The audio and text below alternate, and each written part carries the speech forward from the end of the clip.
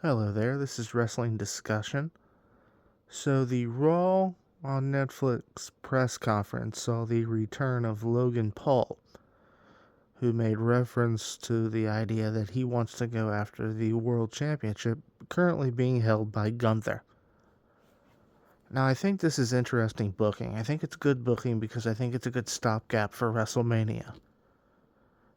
You know, it's late December going into January. WrestleMania is obviously early April, late March, which means that you got some time to fill there before you get there, you know?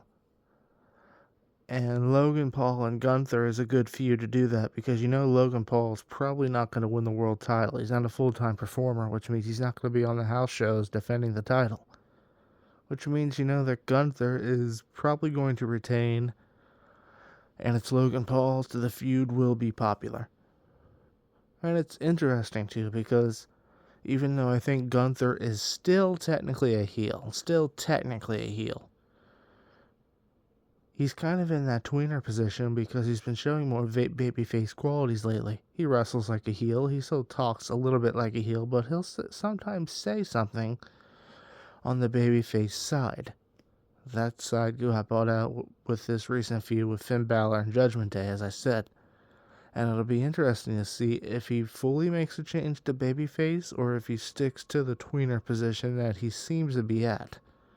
Because I think Logan Paul is going to remain on the heel side of things. So the feud's going to be interesting to see how it's booked and how it's worked. And I think Gunther versus Logan Paul, if you do it at Royal Rumble, it's a big match. And you know, you could make it a 2-match program easily. You could have a Royal Rumble sort of first match where Gunther barely gets the win. It's a roll-up or it's sort of a fluke win, which I don't know if that's the best idea, but you could certainly do that. And then you can have a second match at Elimination Chamber where Gunther just wins outright. But it'll be interesting to see how it's worked because I think Logan Paul is going to remain a heel. You know, recently he said on his podcast that he retired from wrestling, that he was a dad. That was like a week or 2 weeks ago. He said he was going to retire from wrestling, that it was too dangerous, he was a dad now. Then immediately at this press conference, he comes out and says he's back and he wants the world title. That's your typical sort of heel lying to the fans sort of shtick going on there. Which is what makes you think he's going to be a heel in this program. And it pushes Gunther closer to the babyface side, although I don't think he could ever be a pure babyface. He has to be somewhat of a tweener, I think. Which makes it interesting, because you really don't know what the future plans hold for Gunther. You know, there's recently reports that his title reign could be coming to an end a lot sooner than expected, possibly even as early as WrestleMania. And you wonder why. You wonder why that is. You know, has ratings gone down? Do they blame him for ratings going down? Do they think his promo's not strong enough? You know, nothing wrong with his in-ring work. Is he just not as captivating a champion as you hope for? Do they think he's not ready for it? Maybe they want to try Gunther as a babyface before putting the title back on him after he loses it. Who knows? Who really knows? And that makes this booking all more interesting because if you want to recalibrate him as a babyface, turn him from heel to babyface, and you want to work him in that direction, he's got to go through this tweener phase first, obviously. I don't think you just make a switch anymore straight from heel to babyface. There has to be a logical story progression to get to that point. You have to earn it, I think.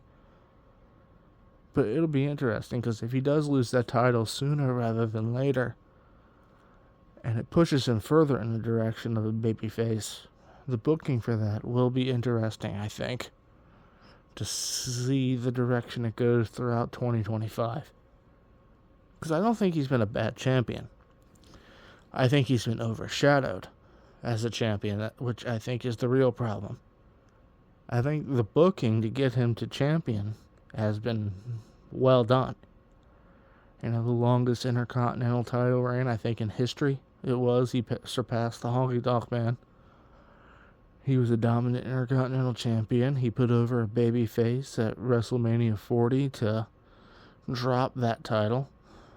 You know, he did everything you should do in progression to get to that world title, and he got there, and he's kind of been overshadowed. He got overshadowed by the CM Punk Drew McIntyre feud. Now he's sort of being overshadowed by Drew McIntyre and Seth Rollins and CM Punk. He's still being overshadowed by that program. When you think about it, it's one big program.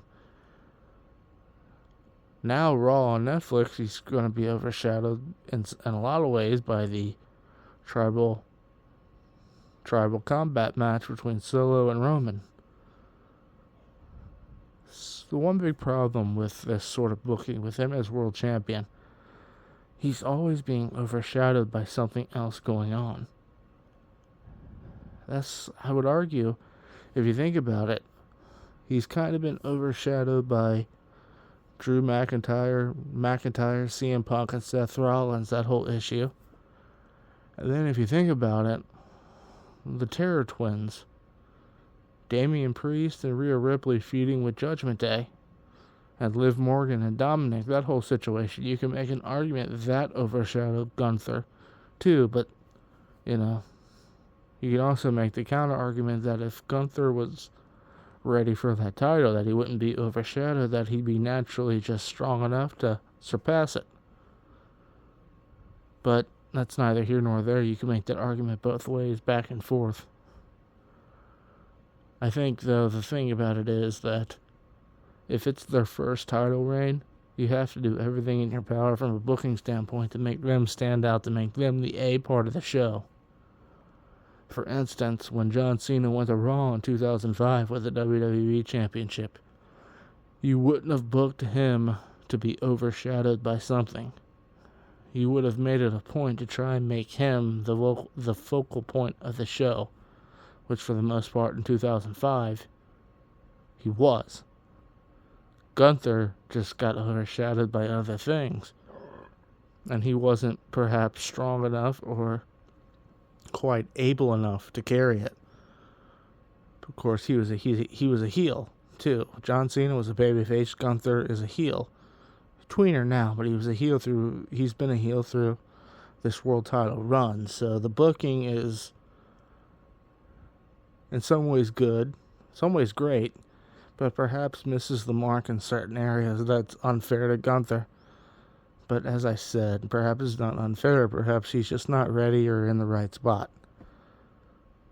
But, a couple good wins against Logan Paul. And you got to worry, too, about the verbal exchange, perhaps. But it'll be interesting to see. I think if Gunther has a strong babyface promo against Logan Paul, that could do some interesting wonders.